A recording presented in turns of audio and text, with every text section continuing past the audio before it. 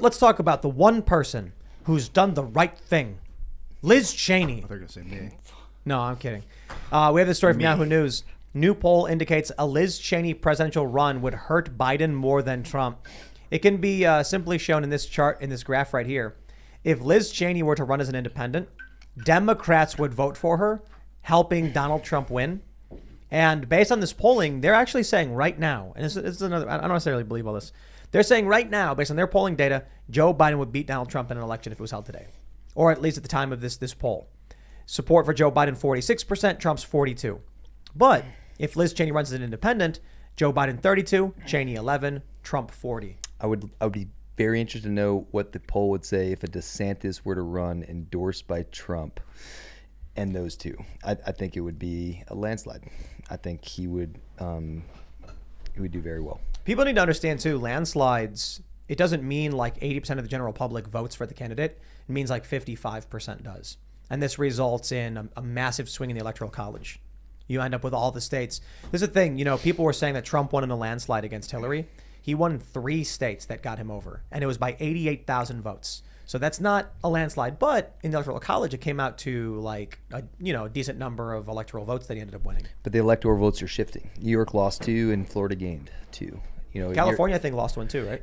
Yeah, when you have these policies that cause a mass exodus of intellectual individuals, they're going to find refuge. They are refugees. And that's what I try to tell people when they come from my home state of Connecticut to Georgia or to Florida. Like, you are not a prophet. Please don't come here with the politics that I left. You are a refugee. So they do, and it's worse than that. They bring other people with them. I haven't really been seeing that. In the Southeast, I've been seeing individuals coming there and acting as refugees, saying, hey, we are here because where I left is not good and it's getting worse. Because what you guys have going on in Georgia and in Florida is better than where I left. And I don't want to mess that up. Elon Musk was in California. People who live in California, 2-1 are Democrats. Elon Musk moves to Texas and opens the Gigafactory. A lot of these employees, I'm assuming, maybe I'm wrong, I'm assuming he didn't fire everybody in California, right? Probably transferred a bunch of them. That's a bunch of California progressives being moved into Austin. So I do think there are more refugees than there are people transferring because of work policy. But depending on the size of the industry and of the individual, they might bring, for every one high net worth individual who's like, hey, I believe in liberty and freedom, they might bring 10 woke employees with them.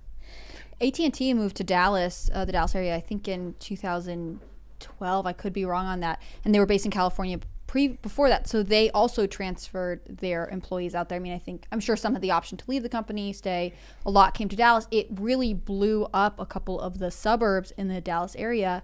And this is prior to Trump being elected. I mean, the shift towards pro-business states has been going on for a long time. It wasn't just COVID and politics that started mass migration of people with maybe not the political leanings of the states they were ultimately ending up in. I think COVID just made it much more of a intentional choice for some people. There was much more of an examination of the life you were living because you were suddenly stuck at home having to reconsider what you really wanted. Well, look at the flexibility that people were able to gain once we realized that you could work virtually, right? Mm-hmm. So individuals who were working for companies that could now work at home chose to not live in a degrading society, right? Meaning the crime is up, the bang for your buck is down, and it only seems to be getting worse. Those individuals are the ones that I see leaving in mass exodus. They're not leaving because their business massive company moved, so they had to move with it. They're moving because they have the freedom and flexibility to choose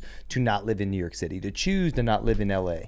And they've decided that that's not for them anymore, that they don't want to live in fear of walking down the street and getting mugged and raped and murdered because there's lawlessness in LA. It's like zombie land. My manufacturing partners are out there, and when I go out there, it's just getting worse and worse and worse. It's straight up zombie land. Yeah, I remember for a while Maine offered this program where if you were a remote worker, you'd come live in Maine and get, I don't remember if it was money towards a house or a tax credit or something like that. Maine has an aging population and they don't have a ton of industry, so they really do want remote workers to come in and repopulate, have kids, have young families.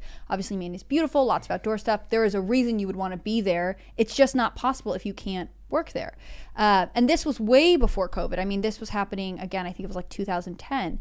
But at the time, there were not as many remote positions as there are now. I think that we'll continue to see states with low birth rate or older populations trying to incentivize remote workers to come out. Because again, if you can work, have a steady job and work wherever you want, you are much more likely to choose a place that's reflective both of your political or ideological values, but also of a lifestyle that you want to live.